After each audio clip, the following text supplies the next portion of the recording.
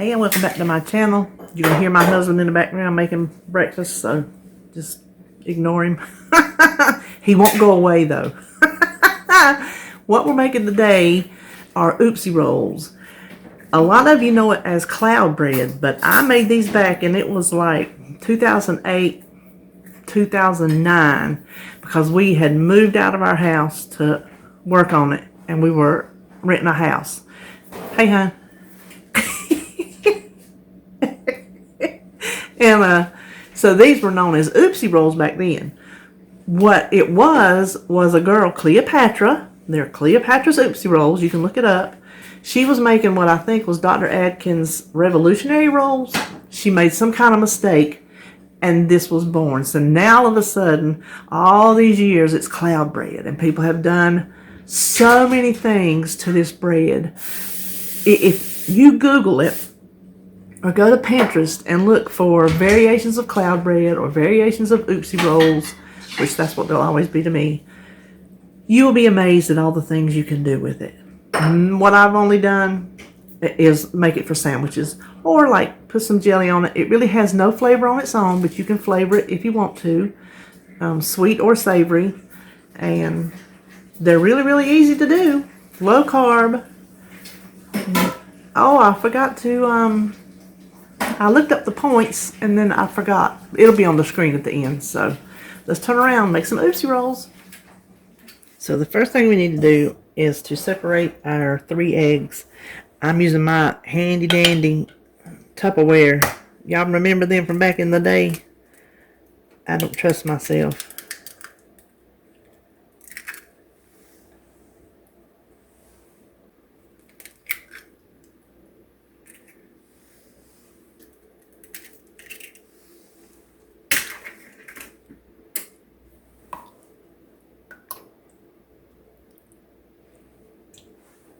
Okay, now let's just set the yolks aside for a second. And we're going to beat the egg whites with 1/8 teaspoon of cream of tartar. Let's see, let's pull this over here. Until they are completely stiff.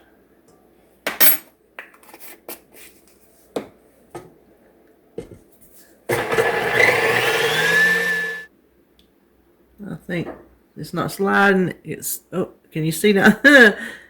There, under there, see it's stiff. It's not sliding. So that is good for that. Now, if you wanted to use the same bowl for your yolks, be sure to do your egg whites first, because any egg yolk that gets into the egg white, forget it, they're not going to whip. This happens to come with a separate little bowl. So I'm going to do them in that. So to this bowl, all we need is our, let me make sure that's set to the right size. Okay. Making sure it wasn't going to scrape. Our 3 egg yolks and 3 ounces of cream cheese that has not been softened. You want it straight out of the refrigerator. I just like to cut mine in little pieces just to help it along. And then we're just going to beat this until it's as incorporated as it can be. There are going to be little lumps of cream cheese, and that is perfectly fine.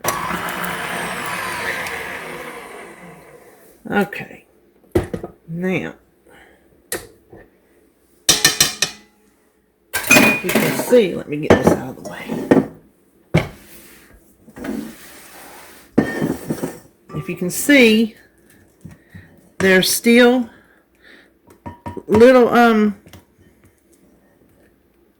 blobs of cream cheese, for lack of a better word.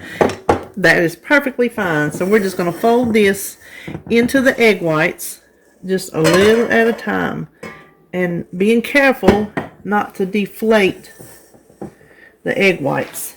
So just kind of go in the middle and around, in the middle and around.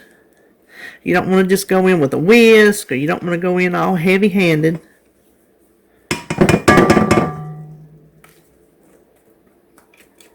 I think I'll just do this in 2 batches. I think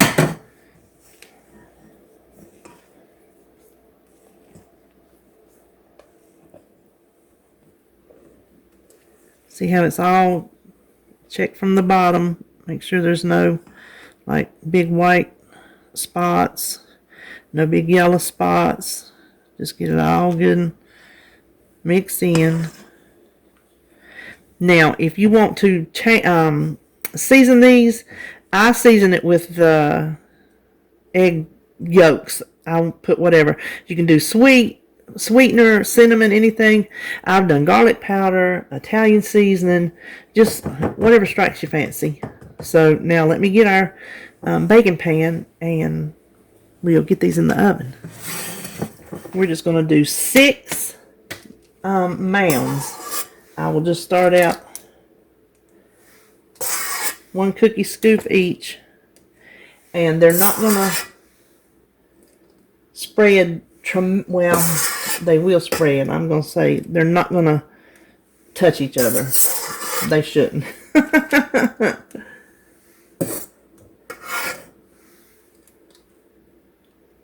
So we can go back. I think we got enough to go over each one a little bit bigger.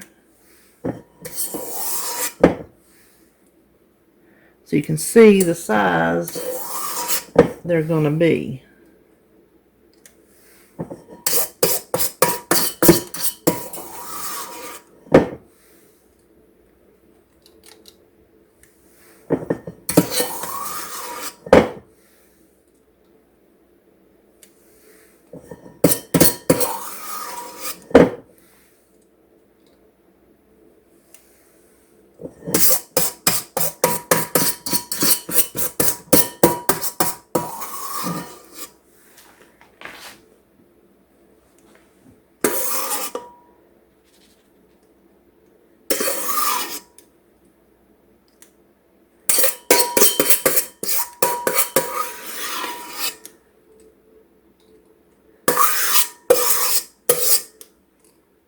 Okay, now just kind of flatten them out.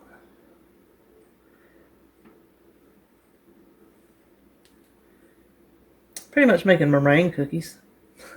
Oh, that one needs a little bit more. Well, that one's going to be a little bit smaller, but now this is going to go in a preheated 300-degree oven for 30 minutes.